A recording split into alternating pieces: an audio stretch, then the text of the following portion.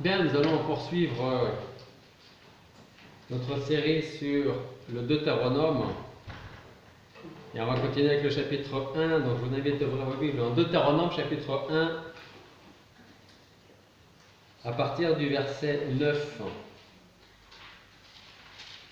Et nous allons lire jusqu'au verset 18. Deutéronome chapitre 1, verset 9 à 18. Et je vous parlais en ce temps-là, et je vous dis, je ne puis vous porter moi seul. L'Éternel, votre Dieu, vous a multiplié, et vous voici aujourd'hui nombreux comme les étoiles du ciel. Que l'Éternel, le Dieu de vos prières, de vos pères, vous fasse croître encore 1000 fois autant, et qu'il vous bénisse comme il vous l'a dit. Comment porterai-je moi seul vos peines, vos fardeaux et vos procès? Prenez dans vos tribus des hommes sages, intelligents et connus, et je les établirai chefs sur vous. Et vous me répondîtes et dites, il est bon de faire ce que tu as dit. Alors je pris les chefs de vos tribus, des hommes sages et connus, et je les établis chefs sur vous, gouverneurs de milliers, de centaines, de cinquantaines et de dizaines, et officiers dans vos tribus. Et je commandai à vos juges en ce temps-là, en disant, écoutez les différends qui sont entre vos frères, et jugez-en avec droiture, entre l'homme et son frère, et l'étranger qui est avec lui. Vous n'aurez point égard à l'apparence de la personne dans le jugement. Vous écouterez le petit comme le grand, vous ne craindrez personne, car le jugement est à Dieu. Et vous ferez venir devant moi la cause qui sera plus difficile pour vous, et je l'entendrai. Et je vous ordonnerai en ces temps-là toutes les choses que vous devez faire. Prions. Seigneur, nous te remercions parce que tu nous donnes la possibilité d'étudier ta parole encore ce matin, et nous voulons te demander de nous préparer pour cela, de parler dans nos cœurs, de nous encourager encore ce matin, surtout à retenir ton enseignement et à le mettre en pratique dans notre vie, pour chaque jour, pour te plaire et marcher dans ton chemin, et avec droiture. C'est en ton nom que nous te prions. Amen. Alors ce matin, je voudrais prendre ce passage du premier chapitre. Donc on a commencé la semaine dernière, on a vu les 8 premiers versets, donc on va voir la suite maintenant. Et il y a 2 points que je voulais soulever dans ce passage, mais en fait on va en voir qu'un ce matin. Et on va commencer avec quelques questions. Est-ce que nous croyons que Dieu fait des promesses? La question suivante, c'est est-ce que nous croyons aux promesses de Dieu? Et une autre question pourrait être, pouvons-nous lui faire confiance? Alors c'est vrai qu'on peut très facilement répondre par l'affirmatif, oui, on croit que Dieu fait des promesses, oui, on croit que Dieu tient ses promesses, oui, bien sûr, nous pouvons lui faire confiance. Est-ce que c'est toujours facile? Ça, c'est une autre question. Est-ce que parfois nous ne doutons pas des promesses de Dieu à notre égard? On va voir ce point en particulier ce matin. Nous allons voir que Dieu tient ses promesses, même quand il semble que le temps passe et que rien ne se fait. Deutéronome chapitre 1, versets 9 à 11. On va relire ces quelques versets, versets 9 à 11. Je vous parlais en ce temps-là, et je vous dis, je ne puis vous porter moi seul. L'Éternel votre Dieu vous a multiplié, et vous voici aujourd'hui nombreux comme les étoiles du ciel. Que l'Éternel, le Dieu de vos pères, vous fasse croître encore 1000 fois autant, et qu'il vous bénisse comme il vous l'a dit. Alors ici, nous avons des promesses que Dieu a faites. Il les a faites à qui ces promesses? D'abord, Dieu. Abraham. Si vous vous souvenez, on a vu ce passage en Genèse chapitre 12. Alors on va chercher Genèse chapitre 12. Et dans les versets qui précèdent ceux que nous venons de lire, c'est-à-dire ceux que nous avons étudiés la semaine dernière, nous trouvons Moïse qui rappelle à tout le peuple de Dieu d'entrer dans la terre promise. Et comme on a pu le voir, la première génération, c'est-à-dire celle qui est sortie d'Égypte, n'est jamais rentrée ou n'a jamais pris en possession la terre promise. Pourquoi? Parce qu'ils sont. C'est-à-dire quand ils ont vu qu'il y avait des lions et tout ça, ils ont eu peur, ils n'ont pas eu foi en Dieu. Exactement. Quand ils ont vu les épreuves, les difficultés présentes, ils connaissaient les promesses de Dieu, mais qu'ils ont oublié. Ils ont oublié un manque de foi, un manque de confiance. Ils savaient que cette terre devant laquelle ils se trouvaient était pour eux. Et pourtant, cette génération est morte dans le désert et ce sont donc leurs enfants qui vont hériter de la terre promise. Alors, cette promesse, on la trouve en Genèse chapitre 12, versets 1 à 7. Nous allons lire ce passage. Genèse chapitre 12, versets 1 à 7.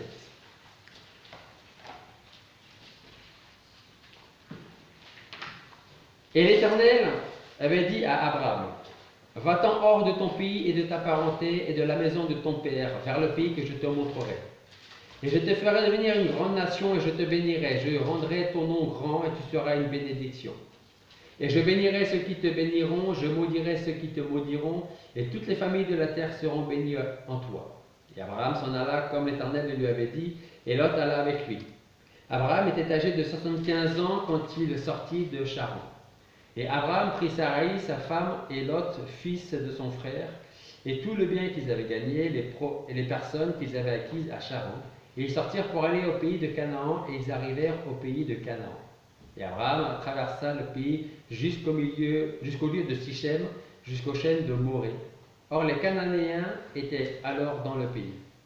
Et l'Éternel apparut à Abraham et lui dit, « Je donnerai ce pays à ta postérité. » Et il bâtit là un autel à l'Éternel qui lui était apparu. Alors, à cette époque où Dieu fait ses promesses à Abraham, seul Abraham et Sarai étaient concernés par cette promesse. Eux seuls étaient au courant de cette promesse, d'hériter du pays de Canaan dans lequel maintenant ils vivaient tous les deux.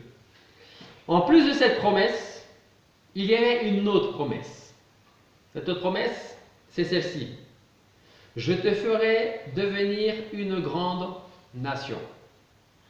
Donc, Dieu va faire deux promesses à Abraham.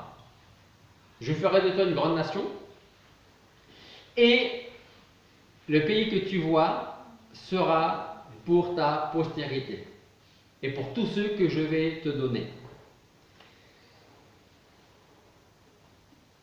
Est-ce que vous vous êtes déjà posé la question de savoir si Dieu tenait toujours ses promesses envers vous? Est-ce qu'il ne vous a pas semblé parfois que Dieu vous a fait une promesse, mais que vous attendez toujours la réalisation de cette promesse? Je vous pose cette question parce que parfois on peut avoir le sentiment que Dieu nous a oubliés. J'espère que ça ne vous est jamais arrivé, mais peut-être que ça vous est déjà arrivé. C'est en tout cas ce qui est arrivé à Abraham. Est-ce que vous pensez qu'Abraham était un grand homme de Dieu, un grand serviteur de Dieu? Quand même. Hein? On peut dire qu'Abraham faisait partie des grands hommes de Dieu. Si en Genèse chapitre 12 que nous avons lu, Dieu promet à Abraham qu'il ferait de lui une grande nation et que cette grande nation hériterait de la terre promise, il se trouve que quelques chapitres plus loin, au chapitre 15, Abraham va douter des paroles de Dieu. Alors on va aller en Genèse chapitre 15 et nous allons lire les 6 premiers versets et garder en mémoire ce que nous avons lu juste avant au chapitre 12. Quand il dit « Je donnerai ce pays à ta postérité ». Okay? Genèse chapitre 15. Et là, nous allons lire les 6 premiers versets. Après ces choses, la parole de l'Éternel fut adressée à Abraham dans une vision en disant « Ne crains point, Abraham, je suis ton bouclier et ta très grande récompense. » Abraham répondit « Seigneur Éternel, que me donneras-tu? Je m'en vais sans enfant et celui qui possédera ma maison est Eliezer de Damas. » Et Abraham dit, « Voici, tu ne m'as pas donné de postérité, et voilà qu'un serviteur né dans ma maison sera mon héritier. » Et voici la parole de l'Éternel lui fut adressée en disant, « Celui-ci ne sera point ton héritier, mais celui qui sortira de tes entrailles sera ton héritier. » Puis il le mena dehors et lui dit, « Regarde vers le ciel et compte les étoiles si tu peux les compter. » Et il lui dit, « Ainsi sera ta postérité. » Et Abraham crut à l'Éternel qui lui imputa cela à justice. Donc dans la première partie de ce chapitre 15, Abraham a une vision. Ne crains pas, Abraham, je suis ton bouclier et ta grande récompense. Et ce grand homme de Dieu, au verset 2, répond à Dieu. Seigneur éternel, que me donneras-tu? Je m'en vais sans enfant. Et celui qui possédera ma maison est Eliezer de Damas. Quand Abraham est en train de dire « je m'en vais sans enfant », c'est qu'il est en train de dire « je suis maintenant très vieux. Je suis maintenant trop vieux pour avoir des enfants. » Au chapitre 12, Abraham a reçoit ces deux promesses de Dieu. Je te promets que tu vas posséder cette terre et que tu auras une grande postérité. Donc, comme je le disais tout à l'heure, je pense que l'on peut dire qu'Abraham était un grand serviteur de l'Éternel, cela ne fait aucun doute. Et pourtant, ce grand serviteur a des doutes concernant les promesses de Dieu envers lui. Je ferai devenir une grande nation et je donnerai ce pays que tu vois à ta postérité. À ceci, Abraham répond, Seigneur, qu'est-ce que tu vas me donner? Je m'en vais sans enfant et tu ne m'as pas donné de postérité. En fait, qu'est-ce qu'Abraham est en train de faire? Qu'est-ce qu'il est en train de dire? C'est douter de la parole de Dieu parce qu'il dit j'ai pas de descendance, j'ai pas d'enfant. Donc... Exactement, non seulement c'est douter, mais c'est dire, c'est comme s'il disait, mais rappelle-toi, c'est quand même toi qui m'as fait cette promesse d'avoir une descendance. Et que cette descendance allait hériter de ce pays. Mais je suis presque en train de mourir et j'ai rien. Donc en fait, il doute, il manque de foi. Vous savez à quel moment le doute s'installe chez Abraham, comme il peut s'installer chez nous d'ailleurs? Lorsque nous limitons Dieu avec notre nature. Quand on cherche à comprendre Dieu avec notre intelligence, la seule chose négative qu'on va faire, c'est qu'on va prendre Dieu et on va le descendre à notre niveau. Et à partir du moment où on descend Dieu à notre niveau, on ne le voit plus en tant que Dieu, mais on le voit en tant qu'homme. Parce que nos yeux ne peuvent voir que cela. Dieu, pourtant, n'est pas un homme. Ça veut dire quoi? Qu'il n'est pas limité dans le temps. Il n'est pas limité par les circonstances. Il n'est pas limité par les imprévus de la vie, de ce qui arrive à Abraham, à Sarai, de ce qui peut nous arriver à nous. Chez Abraham, le doute commence à s'installer lorsqu'il réalise que lui et surtout sa femme sont maintenant trop âgés pour avoir une descendance. Et à ce moment-là, Abraham voit, pense et réagit non plus comme un grand homme de Dieu, mais comme un homme tout court. Seigneur, que vas-tu me donner? Je m'en vais sans enfant, et voici tu ne m'as pas donné de postérité. Vous savez, en ce qui nous concerne, c'est souvent la même chose. Lorsque nous ne regardons plus à Dieu avec les yeux de la foi, mais avec nos yeux naturels, nous ne le voyons plus comme nous devons le voir, c'est-à-dire qu'il n'est plus à nos yeux souverain, il n'est plus omnipotent, il n'est plus omniprésent, il n'est plus omniscient. Et pour en revenir à Abraham et à Sarai, je dirais que les choses de la vie ne sont pas du tout un problème pour Dieu. De ce fait, la vieillesse de Sarai n'était pas du tout un obstacle pour Dieu. Vous savez, quand Dieu nous fait des promesses et quand nous voulons mettre notre foi en pratique, souvent ça marche très bien au début. Mais souvent quand le temps passe et qu'on ne voit pas les choses s'accomplir, on peut désespérer. On persévère un petit peu moins et notre foi est quelque part ébranlée. Alors retenons bien ceci. Lorsque Dieu nous fait une promesse, soyons certains qu'il tiendra toujours sa parole. Et vous savez pourquoi? Parce que Dieu n'est pas homme, nous dit la Bible, pour mentir, ni fils d'homme pour se repentir. Il a dit, ne le fera-t-il pas? Il a parlé, ne le réalisera-t-il pas? Job lui-même disait, Dieu n'a qu'une pensée, qu'il en fera revenir. Ce que son âme désire, il le fait, quelles que soient les circonstances. Ésaïe nous dit, au chapitre 14, verset 27, « Car l'Éternel des armées a formé ce dessein, qui l'empêchera? C'est sa main qui est étendue, qui la détournera? Toujours Ésaïe au chapitre 46, verset 10, le Seigneur, par la bouche d'Ésaïe, dit « J'annonce dès les commencements ce qui doit arriver, et longtemps à l'avance ce qui n'est pas encore fait. Et moi, l'Éternel, je dis que mes desseins tiendront et j'exécuterai toute ma volonté, même si à vos yeux, ça rend maintenant quelque chose d'impossible. » Je pense qu'on a ici des paroles de réconfort. Savoir que Dieu est aux commandes de toute sa création, et s'il est aux commandes de toute sa création, ça veut dire qu'il est aussi aux commandes de notre vie, si on va bien lui laisser. Vous savez, je n'ai pas besoin de vous dire que la désobéissance apporte souvent des maux à notre vie. Et c'est exactement la même chose avec le manque de foi que parfois nous pouvons avoir. En Genèse chapitre 16, versets 1 à 6, nous voyons que le manque de foi de Saraï va engendrer bien des tourments dans leur famille. Genèse chapitre 6, à partir du verset 1. Or Saraï, femme d'Abraham, ne lui avait point donné d'enfant. Et elle avait une servante égyptienne nommée Agar.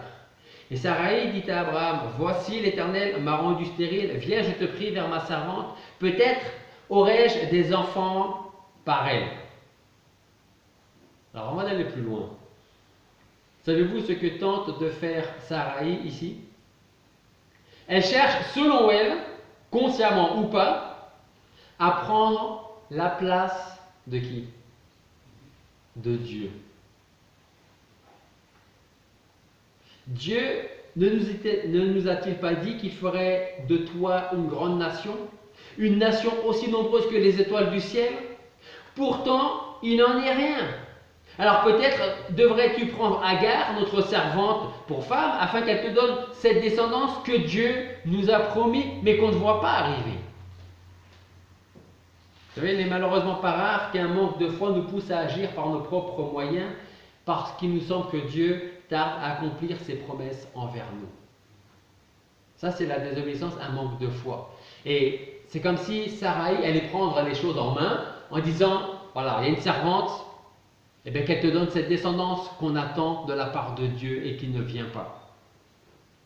Alors on continue notre passage, nous disons qu'Abraham obéit à la voix de Saraï. Saraï, femme d'Abraham, prit Agar, l'Égyptienne, sa servante, la donna pour femme à Abraham, son mari, après qu'il eut demeuré 10 ans au pays de Canaan.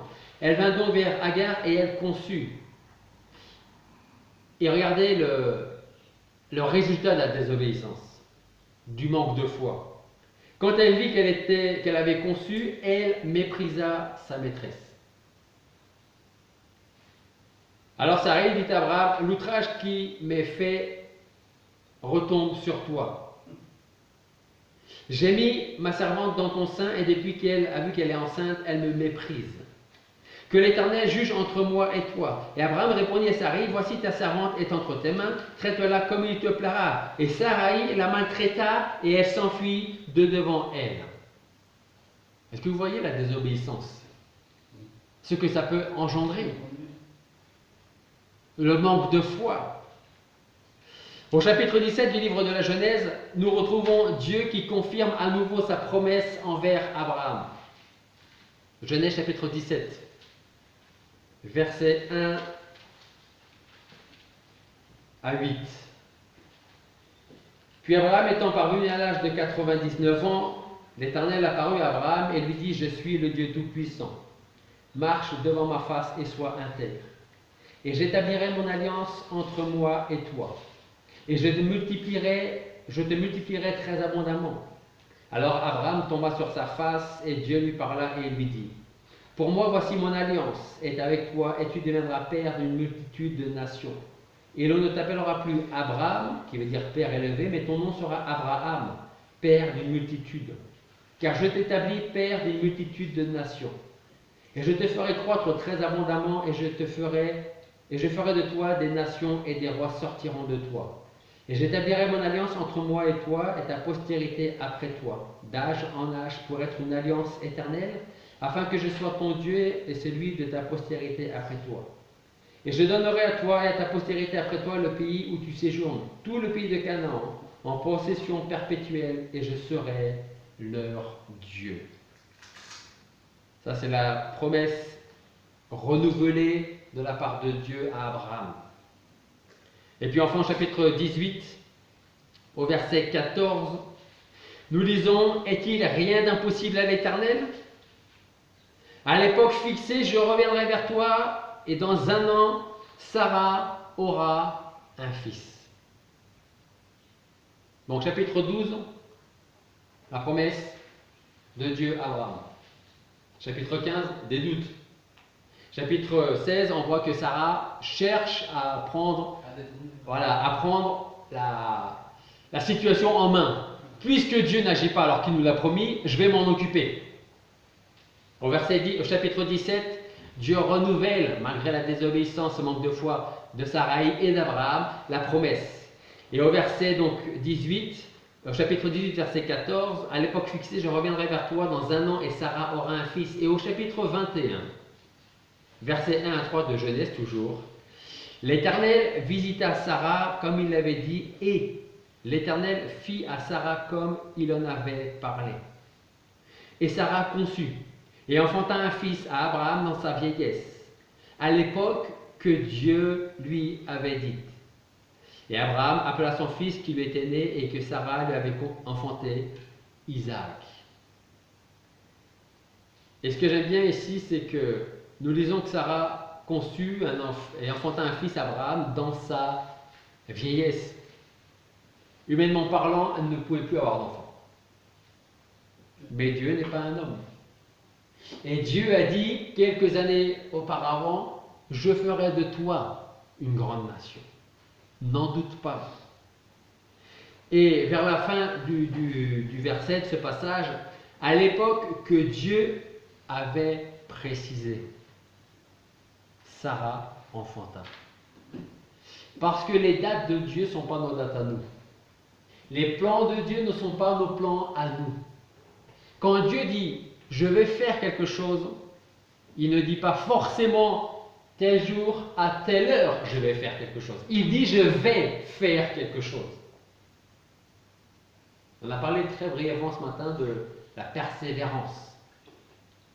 Et ça fait partie de notre vie de chrétien. La persévérance. Attendre et s'attendre à notre Seigneur Jésus-Christ. Quand il donne, quand il fait des promesses, il tient toujours ses promesses. Alors que pouvons-nous tirer de cette leçon, de ces leçons? On a vu en Deutéronome, chapitre 1, où Moïse dit « Maintenant, vous êtes devenus une grande nation. Prenez possession de la terre promise. » Parce que c'est ce que Dieu a promis à vos pères, bien avant que vous soyez nés. Les leçons à tirer, c'est que Dieu est fidèle. Mais le temps de Dieu n'est pas notre temps. Et heureusement que notre temps n'est pas le temps de Dieu. Quand il a fixé les temps, les moyens, Dieu accomplira tout ce qu'il a prévu. Laissons-le agir dans nos vies. Soyons patients. Ne cherchons pas à prendre sa place comme Sarah a tenté de le faire alors qu'elle ne voyait aucune descendance. Retenons les paroles que Dieu adressa à Abraham. Il dit « Je suis le Dieu Tout-Puissant. Marche devant ma face et sois intègre. » Ce n'est que de cette façon que nous pourrons voir le Seigneur à l'œuvre dans nos vies. Alors parfois, si vous vous dites « Moi, je veux bien croire en Dieu » ou « Je crois en Dieu, mais je ne le vois pas franchement agir dans ma vie », retenons ces paroles qu'il a dit à Abraham. « Je suis le Dieu Tout-Puissant, marche devant ma face et sois intègre. » N'oublie pas qui je suis. N'oublie pas ce que je te demande. Rappelez-vous du petit papier, si vous étiez là la semaine dernière, que vous avez rempli. Qu'est-ce que Dieu vous a donné comme bénédiction? Comment vous l'avez remercié? Quelles sont les choses, les priorités que vous devez faire, que vous devez mettre en place dans votre vie?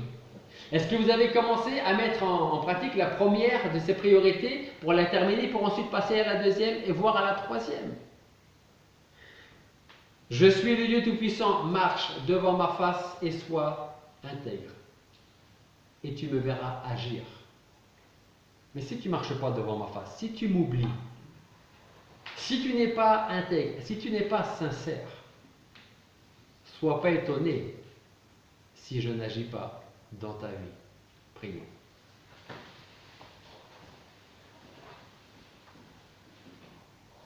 Père Céleste, nous voulons te remercier parce qu'à travers l'exemple que tu nous laisses encore en Genèse ou en Deutéronome, nous pouvons voir que ton temps en toi n'est pas le nôtre, que tes projets ne sont pas les nôtres, et que tu es un Dieu fidèle qui tient toujours ses promesses. Et nous voulons prendre les promesses que tu nous donnes dans ta parole pour nous-mêmes. Nous savons que tu as commencé en nous une bonne œuvre et que tu l'accompliras pour le jour où tu viendras nous chercher. Alors nous voulons te demander pardon pour toutes les fois où nous avons manqué d'obéir à ta parole, à ton commandement, à ce que tu nous demandes de faire ou à ce que tu nous demandes d'être. Et nous voulons vraiment, Seigneur, te demander de nous donner plus de foi, de persévérance, de venir ou de revenir ou de persévérer dans ta volonté, dans ta parole, et à marcher devant toi tout en étant intègre comme tu l'as demandé. Seigneur, c'est seulement par la foi que nous pouvons vivre et être agréables. Aide-nous donc à marcher par la foi et non pas par la vue, afin que nous puissions porter des fruits et que de cette manière tu sois glorifié pour tout ce que tu fais dans nos vies. Et c'est en ton nom que nous te prions. Amen.